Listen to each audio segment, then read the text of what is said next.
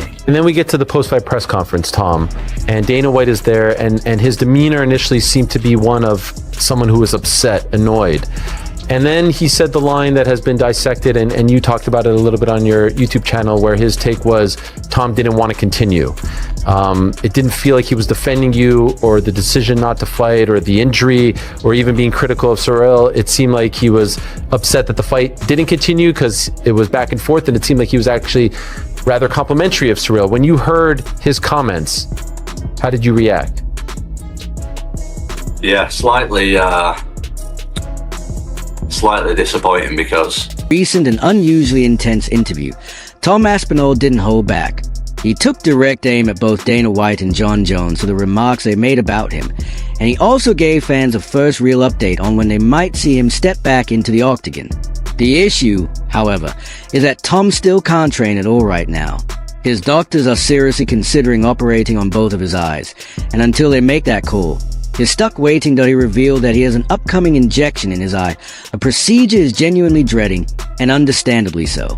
And while he's itching to return as soon as he can, he's fully aware that eye injuries aren't something you can rush through or try to power past. With no solid recovery timeline from his medical team, he's stuck in a difficult holding pattern, unsure when he'll finally be cleared to push himself again and get back to full training.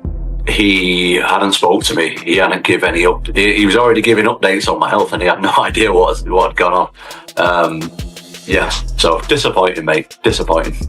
The notion of it being framed as Tom didn't want to continue, as opposed to he got poked in the eye, he couldn't see, he can't get that stuff.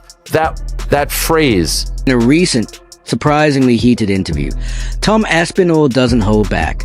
He fires shots at both Dana White and Jon Jones over the things they've been saying about him, and he finally gives fans an update on when they might see him step back into the octagon.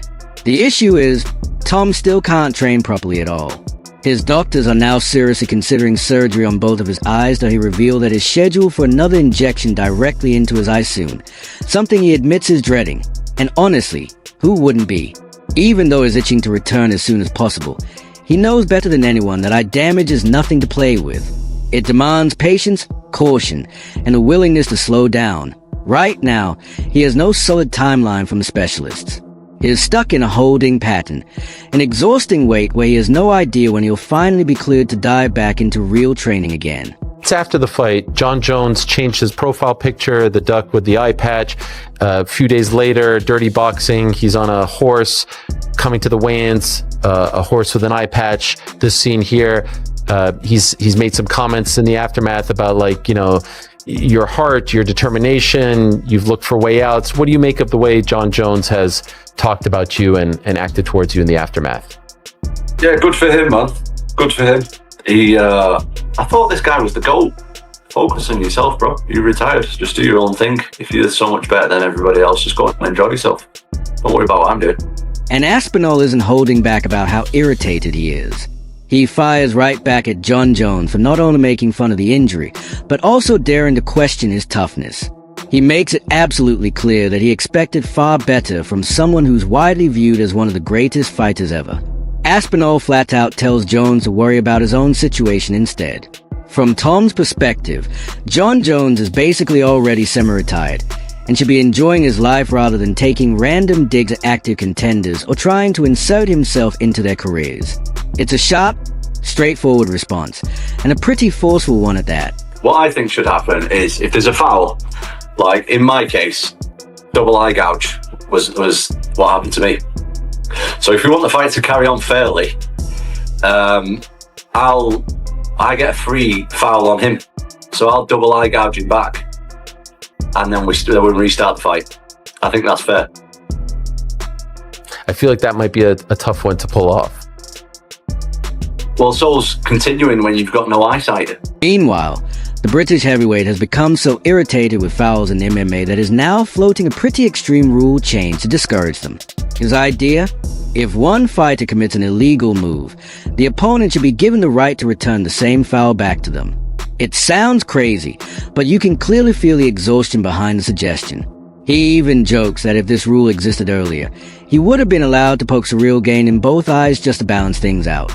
It's a dark, sarcastic comment, but it perfectly reflects the fed-up attitude many fighters have toward these momentum-shifting illegal techniques. Question for me on the eye poke thing. You mentioned Jason Herzog in your last fight. Obviously, there's been an eye poke problem in the UFC for a while. It's not the UFC's fault, but more the commission's. What is the solution? You mentioned. I think everybody needs to man up. Dana White, the Nevada State Athletic Commission, the referees, and just make a fucking decision, man. If you guys can do it, like, dude, that's bullshit. If we're being warned in the back, and all right, then I'm gonna start taking my warning. I'm gonna start sticking in the eye too. I get a warning. Like, that's not for everybody. Needs to fucking man up and step up and create this and make this thing official. Dude, somebody could lose an eye. Bisbee. I mean, how many other dude? These dudes are deformed for life, dude. That sucks. You know what I'm saying? Like, dude, it sucks. The one that happened to me, but two, man, it's Betchko head. There's a lot of people that have eye issues that you guys don't even know about. You know what I'm saying? So it starts here, and I think it needs to be immediate. And if not, man, I think people need to be held accountable for that stuff. If I was to lose a fuck, I did too. You imagine that? Like, oh yeah, oh good job, you're a warrior. Oh, okay, well, who's gonna give me my eye back? You know what I'm saying? Like, everybody needs to step up. Everybody. And it isn't just Tom Aspinall raising his voice anymore. Henry Cejudo has stepped in too, and is absolutely unloading on Dana White and the athletic commissions. He is calling out everyone involved, demanding that referees and officials finally get serious about stopping the non-stop eye poke issue that keeps derailing high-level fights. In his view, the complete absence of strict, consistent punishment is destroying the integrity of MMA, so Cejudo doesn't sugarcoat anything. He warns that if commissions continue letting these fouls slide with nothing more than a warning and a shrug, fighters are eventually going to take the hint. They'll start bending the rules however they want because there's no real downside. His message is simple but harsh. If the people in charge won't enforce consequences, athletes will eventually exploit that freedom, and the sport will suffer for it. It's been a bit of a whirlwind, to be honest with you, because I know there's a lot of haters out there. Of course, this is professional sport at the highest level. We have haters. But when the eye poke happened, obviously, eye pokes happen all the time in MMA, unfortunately. And got the eye poke. Obviously, everything went on from there. Went to the hospital, returned home. Didn't even check my phone or nothing for a while. And then I realized people genuinely think that I faked this. People actually think that I was faking it. And then I was like, did people actually see the replay of what happened? Because that was a full-on eye poke. Tom Aspinall has always been one of those rare heavyweights who combines humility, professionalism, and raw fighting prowess in a way that earns respect before even stepping into the octagon. Over the years, he has consistently demonstrated a level of composure that few champions match, taking fights on short notice, stepping into chaotic situations without hesitation, and never attempting to manipulate the organization or trash talk opponents for attention. Yet now, he finds himself at the center of one of the most intense and disrespectful smear campaigns the UFC heavyweight division has seen in recent memory. The spark? A severe, career-threatening eye injury. So then I was like, what is going on? Why are people thinking I'm faking this, after everything that I've been through to get there? So then I left it quite a while. I thought, right, I'm going to get all the doctor's notes included. I've been through it for loads and loads of tests for weeks. I've literally been in the hospital 2 or 3 times a week getting different tests. Then I come up with a doctor's report, and then people are like, oh, he's fucking crying about it. He's doing a media tour on it. He's milking it. And I'm like, bro, if you don't believe the eye poke and you don't believe the doctor's reports, what are we doing? What's going on here? I didn't make this up. Go watch the replay, check out the doctor's reports.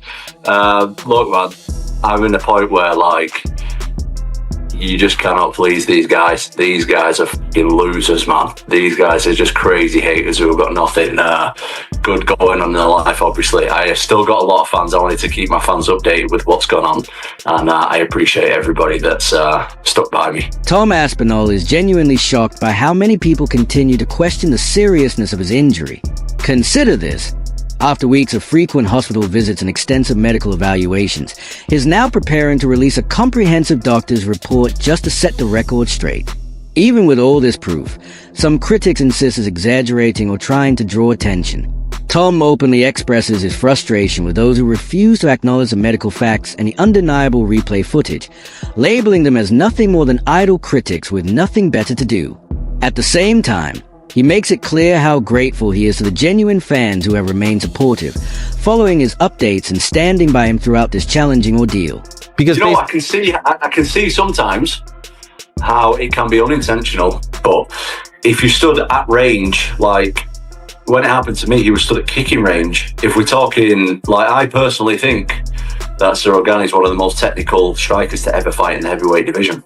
I personally genuinely believe that. If he's one of the most technical fighters in the heavyweight division, why has he not learned to punch with his hand closed at kicking range? Like, it doesn't make any sense how that can be unintentional. I wouldn't have mind giving him a double eye poke and then we'll carry on. So do you think it's... Tom Aspinall directly confronts the critics who suggested he was searching for an easy way out during his fight with Ciryl Gane. He stresses that he had been preparing for one of the toughest bouts of his career against an extremely dangerous opponent. Rather than going for a fast knockout, Aspinall explains, he was pacing himself strategically for a full 5-round contest that he also addresses the reactions of casual fans who overreact to minor injuries. His nose, for example, has bled before due to previous breaks, yet some fans automatically assume a fighter is losing when they see a bit of blood. Tom calls that line of thinking completely wild. In his own words, he emphasizes, I was prepared for one of the hardest fights of my life. Ciryl Gane is a very dangerous opponent. I wasn't trying to knock him out.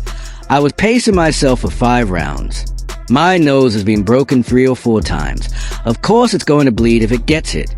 But casual fans seeing 1 drop of blood and thinking I'm losing, that's wild. He also makes it clear that taking a few jabs and low kicks does not indicate weakness or an attempt to escape. These people must think I'm unstoppable if they believe that a bloody nose means I'm losing. He adds, finally, Aspinall calls out Gane's habits inside the cage, suggesting that despite Gane's incredible technical striking skills, certain behaviors, like throwing punches with an open hand while at kicking range, shouldn't happen at that level of competition. Look, when I watched the fight back, that's when I really got the gist of what's going on. The guy was trying to poke my eyes out all the way through that round. Multiple exchanges, nearly every exchange that I could put him in danger. He had his fingers out pointing towards my eyes. The guy was cheating from the first second, and the way that he wanted to win that fight was to have me compromised by cheating. My thoughts on him, I think he's a big cheater. Look at all his fights, even John Jones himself, even the GOAT himself said before he fought him that Ciryl Gane's a cheater and uses dirty tactics. Aspinall is unwavering in his belief that Ciryl Gane's actions were deliberate and harmful. He maintains that the eye poke was no accident. After carefully reviewing the fight footage, he identifies what he describes as a clear, repeated pattern. Gane intentionally extending his fingers toward Aspinall's eyes during high-risk exchanges. For Aspinall, this wasn't a single misstep in the heat of battle. It was a consistent tactic designed to gain an unfair advantage. He also points out that John Jones had previously cautioned the MMA community about Gane using these same questionable moves, which reinforces Aspinall's concerns about intent. It surprises me a little bit, the face of the UK fight scene, all that stuff. It surprises me that you have no kind of relationship with him. Yeah, I don't really know what to say. That's the way it is. Has he sent you a text or DM in the aftermath? Hope you're feeling better. No, nothing like that. Nothing like that. He actually, like I said, he started giving updates that there was nothing wrong with my eye when that isn't the case. So I've done a lot for the UFC. So yeah, disappointing. Do you feel let down? I have been in contact with the UFC, so it's not like Dana isn't the whole promotion. But yeah, like I said, I don't really have a close relationship with Dana anyway. Do you feel like they've taken care of you, the organization? Not really. Is that frustrating? Surprising disclosure. Tom Aspinall revealed that Dana White hasn't reached out to him even once since his bout with Ciryl Gane. The frustration in Aspinall's voice is clear as he recounts hearing public statements from Dana suggesting that his eye was fine, claims that he says are completely inaccurate. He expresses deep disappointment. Feeling let down by the lack of direct communication or support from the UFC, especially considering everything he has done for the organization and the serious, career-threatening nature of his injury.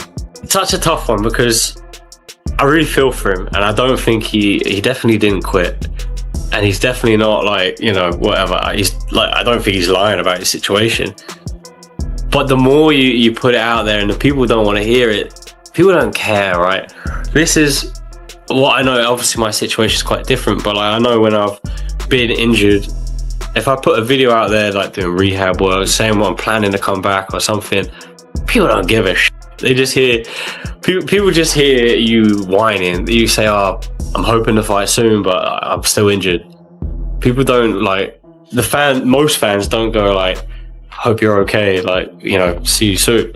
They'll be like, fucking inactive bum, So I think that's just the kind of the shit we're dealing with these days. Veteran UFC fighter Michael Bisping also weighed in on the controversy surrounding Tom Aspinall. He advised against posting the full doctor's report online, cautioning that while Aspinall's intention is to prove he's still medically unfit 6 weeks after the fight, sharing personal medical details could unintentionally feed the critics' narrative. Bisping explained that everyone already witnessed the severity of the double eye poke, which extended all the way to the knuckle, so making the medical details public isn't necessary and may make Aspinall seem vulnerable. He called the incident a real shame and urged Aspinall to focus on action rather than proof, saying it's better to return to the octagon and decisively handle the situation. Bisping suggested that Aspinall should confront Cyril Gane directly if he believes the eye poke was intentional. Calling out Gane and promising accountability in a future fight, Bisping said, demonstrate strength and confidence, far more than posting medical updates. In his view, confronting the issue head-on is the strongest way to respond.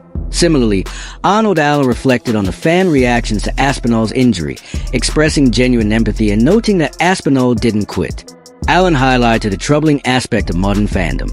The more a fighter tries to clarify their situation, the less some fans seem willing to understand. Many young fans are quick to judge harshly without context, which underscores how unforgiving the MMA environment has become. Tom Aspinall goes out there and wins. What happens to his career after that?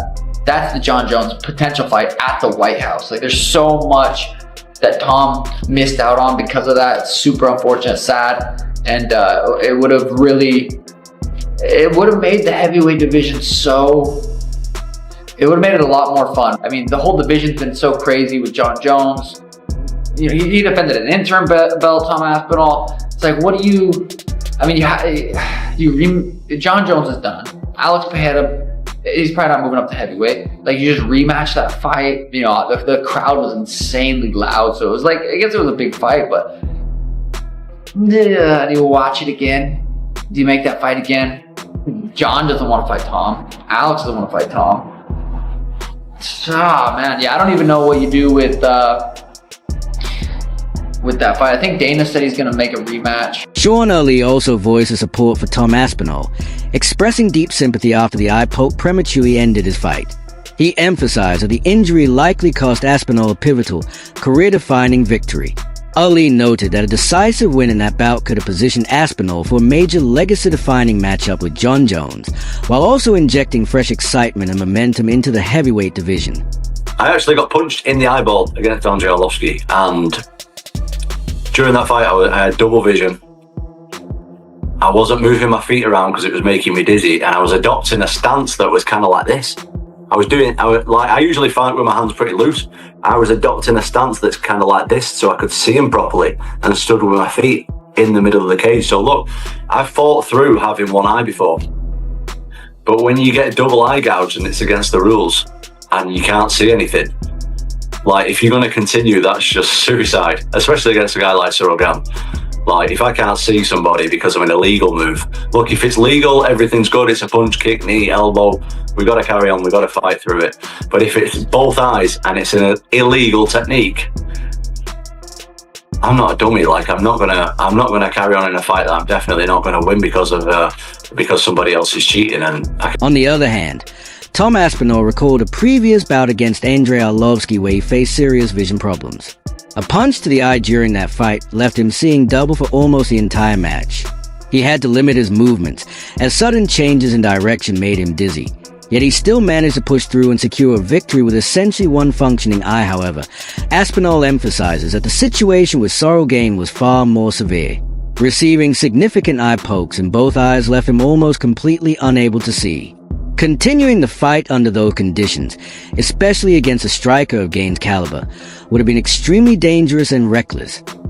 This highlights just how critical fighter safety is in the heavyweight division. What do you think about this situation and the upcoming UFC fight card? Drop your thoughts in the comments below.